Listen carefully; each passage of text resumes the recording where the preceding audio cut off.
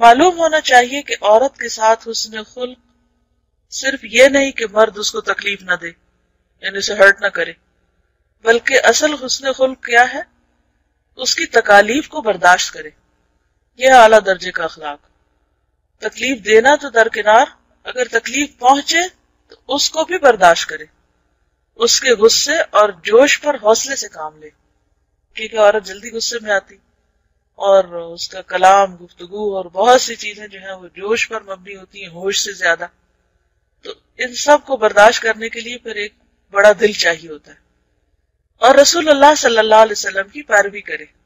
صحیحین میں حضرت عمر رضی اللہ تعالیٰ عنہ کی حدیث ہے کہ نبی صلی اللہ علیہ وسلم کی بیویاں آپ سے سوال و جواب کرتی، یعنی انہیں بولنے کی، بات کرنے کی اجازت تھی، کوشچن کرنے کی اجازت تھی، حالانکہ آپ اللہ کے رسول تھے اور آپ جو کچھ پیش کر رہے تھے وہ اپنی طرف سے نہیں تھا، اللہ کی طرف سے تھا. وَمَا يَنْطِقُ عَنِ الْهَوَىٰ إِنْ هُوَ إِلَّا وَحْيٌ يُوحَىٰ.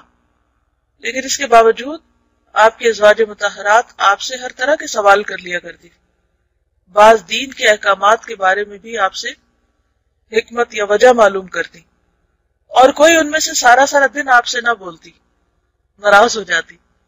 اور یہ حدیث مشہور ہے.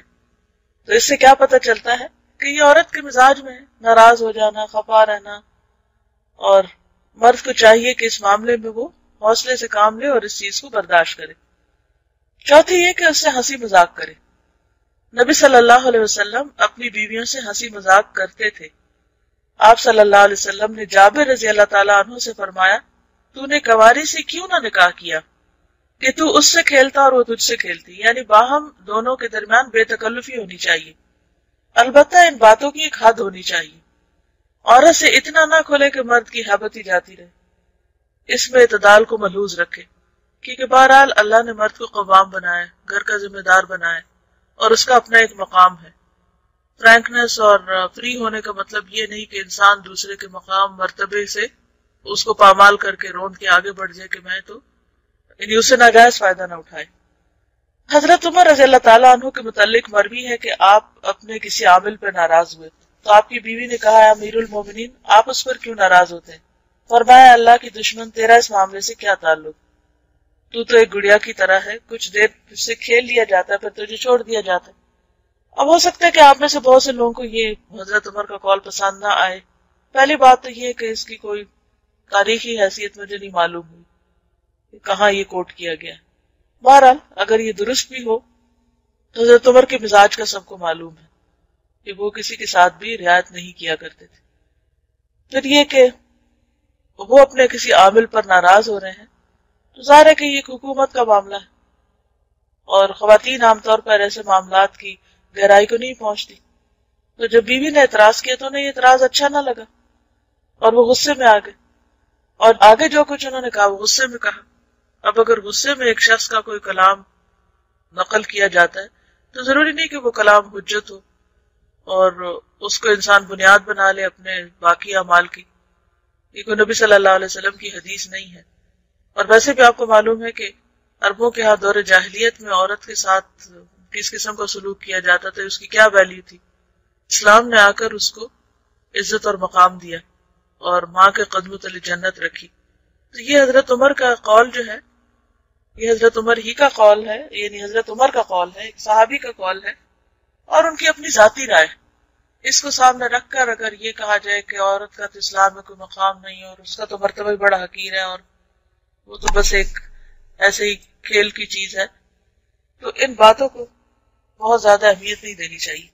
بنیادی طور پر یہ دیکھنا چاہیے کہ قرآن و سنت میں عورت کا مقام کیا ہے، یا اسے کیا حیثیت دی. اگر ازواج مطہرات نبی صلی اللہ علیہ وسلم سے طرح طرح کے سوال کر سکتی تھی تو اس سے بڑی کیا مثال ہوگی.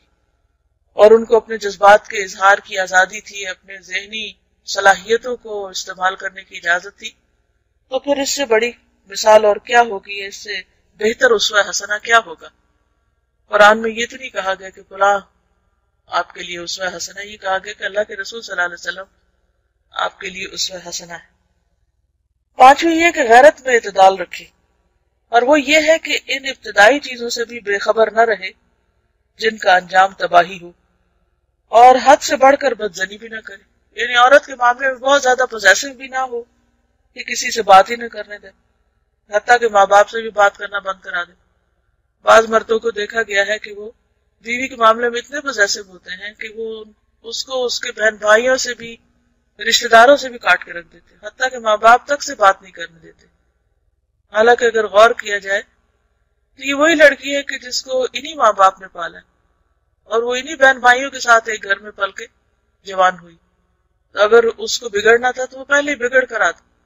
اب ضروری تو نہیں کہ شادی کے بعد ہی وہ بگڑ جائے گی یا بگاڑ دی جائے گی، کہ سب سے کاٹ کر وہ صرف ایک خاص قید خانے کی سی زندگی سے بسر کرنے پہ مجبور کیا جائے۔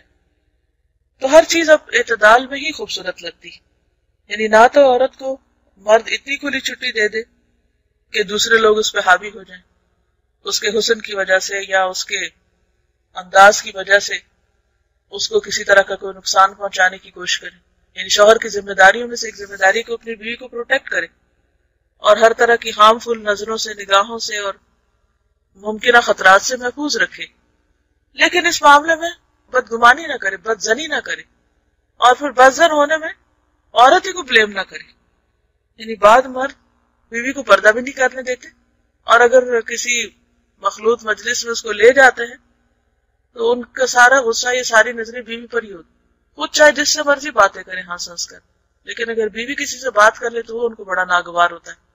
حالانکہ بات یہ ہے کہ وہ خود اللہ کے دین کی، اللہ کی حدود کو توڑ رہے ہوتے ہیں اور اللہ کی حدوں کی نافرمانی کر رہے ہوتے ہیں۔ نبی صلی اللہ علیہ وسلم نے سفر سے رات کو اپنے گھر آنے سے منع فرمایا، یعنی اچانک چھاپا نہ مارا جائے کہ پتہ نہیں کیا کر رہی ہوگی تو چل کے دیکھتے ہیں، یا چھپ چھپ کے دیکھے، یا اس کی چیزوں کو کھول کھول کر دیکھے، یا تجسس کرے، یا کسی اور سے پوچھے۔ بعض گھروں میں فساد اس وجہ سے ہوتا ہے کہ شوہر اور بیوی کے بیچ میں جب دوسرے لوگ آتے ہیں اور شوہر بیوی سے کچھ پوچھنے کی بجائے دوسرے لوگوں سے پوچھتا ہے، اچھا آج گھر میں کون آیا تھا، اچھا یہ کہاں گئی تھی، اچھا یہ فون پہ کس سے باتیں کر رہی تھی، یا یہ کہ اس کے فون ریکارڈ کرنا شروع کر دے، یا اس کے خط پڑھنے شروع کر دے، یا اس کی کوئی ڈائریز کھول کے پڑھے، تو ہو سکتا ہے کہ اس میں کوئی ایسی بات ہو کہ جس کا کانٹیکٹ کسی کو پتہ ہی نہ ہو، تو اس سے بہت سے فسادات ہو سکتے ہیں۔